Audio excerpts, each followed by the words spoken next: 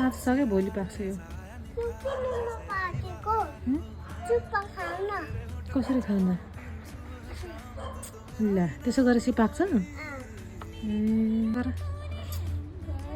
मजाले गऱ्यो भने राम्रो पाक्छ होला नि त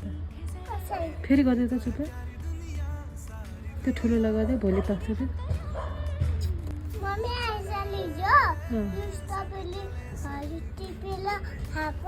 कहिले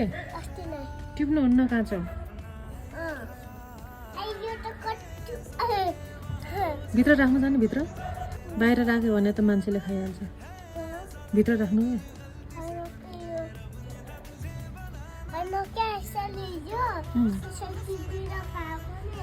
कसरी टिप्नुहुन्न काँचो